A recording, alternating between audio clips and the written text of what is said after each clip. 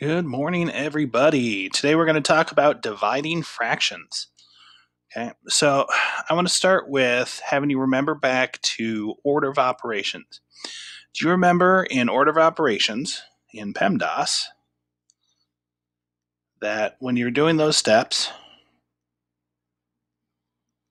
multiplication and division happened at the same step?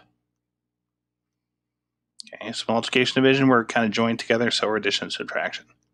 Those happen at the same step. Well, did you ever wonder why?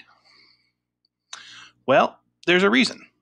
And we're going to talk about the reason today. The reason multiplication and division happened at the same step is because multiplication and division are actually the same thing. Did I just blow your mind? That's right. Multiplication and division are the same thing. Division is just defined as multiplying not by a number itself, but by the number's reciprocal. Okay, so we got to remember what a reciprocal is. So a reciprocal is when you take a number and you flip it, you take a fraction and you flip it upside down. So you switch the top and the bottom. So 3 over 4 would become 4 over 3. Okay. And that's what division is. Okay. So if I were to divide a number by 3/4, what that actually means is I'm dividing by 4 over 3. Or I'm sorry. If I'm dividing by 3 over 4, that would mean I'm multiplying by 4 over 3. Okay. So division is defined in terms of multiplication. Now, addition and subtraction have a similar relationship, but it deals with negative numbers. So that's one you're going to look at next year. Okay. So today, let's practice a little bit of finding inverses and then see how we can use those to divide fractions. Okay.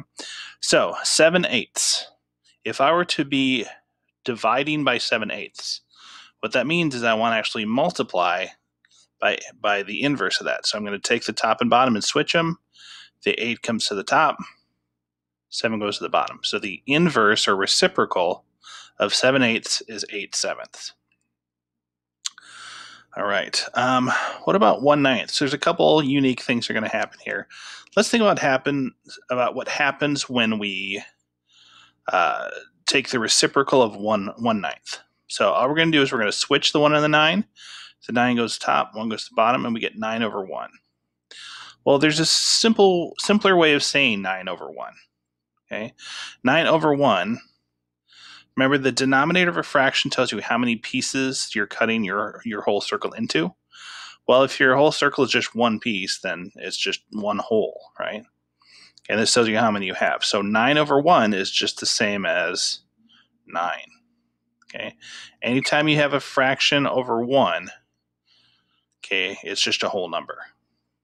So 9 over 1, 9 wholes is just 9. Okay, you can also think about this as division. 9 divided by 1 is just 9. All right, for this one, now, the answer a lot of people are going to try to say is, well, this is 4 and 5 over 1. Okay, because they just want to switch the fraction part. Unfortunately, if you do that, you're only flipping part of the number. You're not flipping the whole number. So that's a problem. So if we have a mixed number, the first thing you need to do is we need to turn it into an improper fraction. In order to find the reciprocal, we need to have a fraction, which means we might need to create one from a mixed number. Okay, so if I remember how to make this an improper fraction, that's 4 times 5 is 20, plus 1 is 21. So I end up with 21/5. Okay, so now that I have a fraction, a top and bottom, I can flip them. 5 goes to top, 20 goes to the bottom. So the inverse would be 5/21. Okay. For 21 is also a little tough to see, but we can kind of use the same idea I had here. In order to find the inverse, I need to have a fraction, so I need to write this as a fraction. Okay, I know if it's a whole number, I can just write it as being over 1. So 21 is the same as 21 over 1. Okay, so if I flip that, I end up with 1 over 21. Okay, kind of a shortcut that you might notice is anytime you take the reciprocal of a whole number, you just get 1 over that number. Okay, so the reciprocal of 3 would be 1/3. The reciprocal of 2 would be 1/2. Okay, so that's how we find reciprocals. Now, let us use them. Okay, so as we're using these, the phrase you're going to hear me say a lot is keep, change, flip. And that's going to remind us of what we need to do. Okay, so the idea is we're going to keep the first one the same. We're going to change to multiplication. And we're going to flip the second number. Now, it's important that we're flipping the second number, right? Because remember I said dividing by something is the same as multiplying by its reciprocal. And order matters with dividing. Okay, 4 divided by 1/5 is not the same as 1/5 divided by 4. Okay, order matters. So it has to be the number that we're dividing by, which is the second number. That's the one that gets flipped. So in order, left, right, we go keep, change, flip. So we're going to keep 4 the same. I'm going to write it as 4 over 1. That's going to help me multiply here. I'm going to change division to multiplication. I'm going to flip 1/5 to 5 over 1. Okay. All right, so then I'm just going to multiply like usual. We did a lot of this yesterday. So I can multiply the tops, multiply the bottoms, and simplify. So 4 times 5 is 20. 1 times 1 is 1. So 20 over 1, which is just 20. Okay, remember, I always want to simplify at the end. Let's try another one. 7/8. I'm going to keep 7/8 the same. Change division to multiplication. And flip 1/2 to 2 over 1. Okay, so I'm going to multiply this. Remember, I can multiply it out and reduce, but if I can find anything on top and bottom that has a common factor, I can do that first. That'll keep my numbers a little smaller. So do you see any number on top that has a common factor with any number on bottom? Yeah, hopefully you do. Hopefully you see that the 2 and the 8 could both be divided by 2. So I'm going to do that right now. 2 divided by 2 is 1. 8 divided by 2 is 4. Okay. So I don't have any others, so I can go ahead and multiply it. 7 times 1 is 7. 4 times 1 is 4. So I have 7/4. Okay. Is this simplified? No, it's not, because it's an improper fraction. We got the top is bigger than the bottom. So we want to turn this into a mixed number. How many times does 4 go into 7? It goes in once. And then there are 3 left over. So that's 1 3/4. Okay. All right.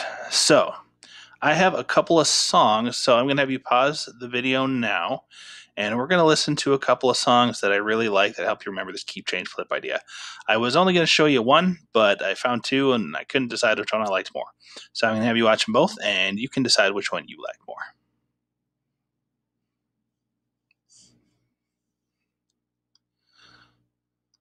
All right, welcome back. Hope you enjoyed those videos. We're going to do just a couple examples together again, just to make sure we have down the idea before you start your homework.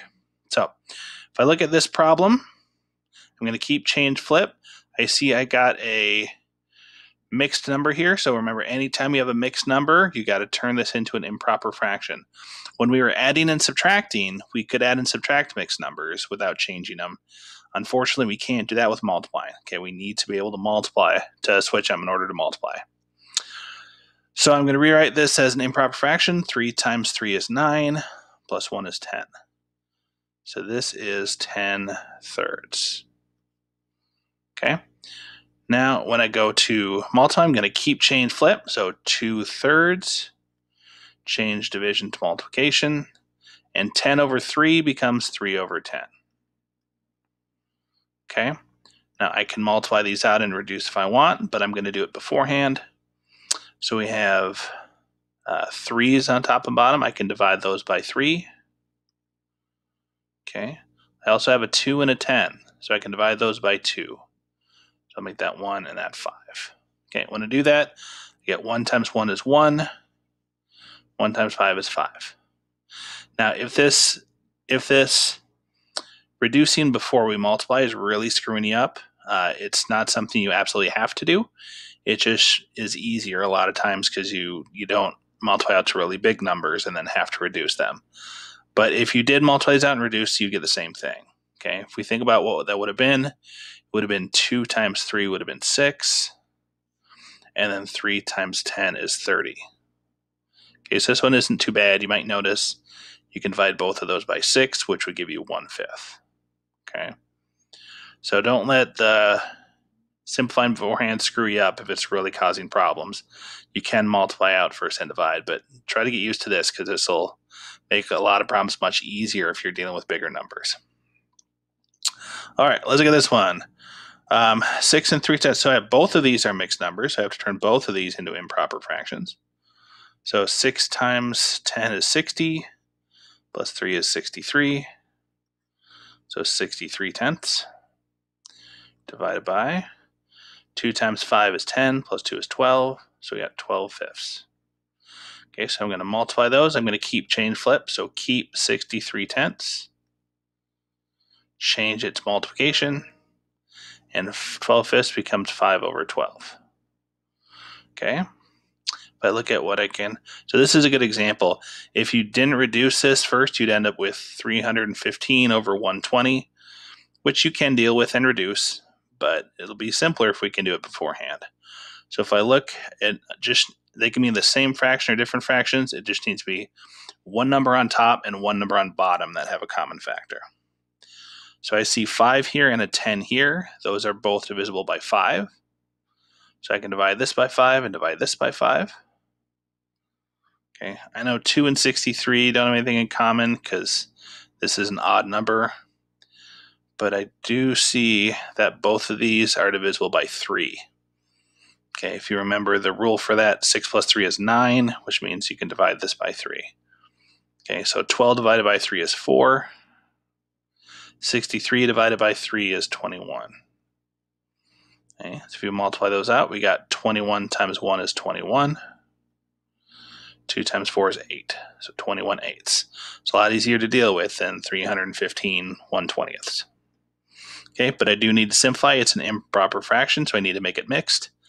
8 goes into 21 2 times, because 8 times 2 is 16, with 5 left over. So 2 and 5 eighths is my answer. All right, that's all I got for you. Good luck.